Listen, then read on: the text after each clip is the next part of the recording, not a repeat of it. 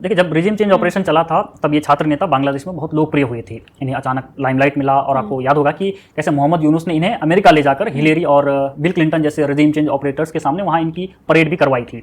अब बांग्लादेश में ये बात आम हो चुकी है कि सरकार में महत्वपूर्ण पदों पर रहते हुए इन स्टूडेंट लीडर ने पिछले 10 महीने में अपूर्व भ्रष्टाचार किया है। कोई चटगांव बंदरगाह पर अपना बिजनेस चला रहा है, तो किसी ने पाठ्य पुस्तकों के प्रकाशन के विभाग में बैठकर सैकड़ों करोड़ कमाए हैं। ऊपर से सरकार चलाने की इनकी समझ ऐसी है कि ये हर मुद्दे पर सोशल मीडिया में बात कर लेते हैं। इनकी राजनीतिक परिपक्वता को हम इस बात से समझ सकते हैं कि इसी हसनत अब्दुल्ला ने फेसबुक पोस्ट के जरिए ऐलान किया था कि बांग्लादेश जब चाहे भारत के नॉर्थ ईस्ट के 7 राज्यों को बांग्लादेश में मिला लेगा। तो अपने कार्यकलाप के कारण ये स्टूडेंट लीडर पिछले कुछ महीने में इतने बदनाम हो गए हैं कि ये जहां जाते हैं इनके ऊपर लोग कुछ ना कुछ फेंक कर अपना रोष प्रकट करते हैं।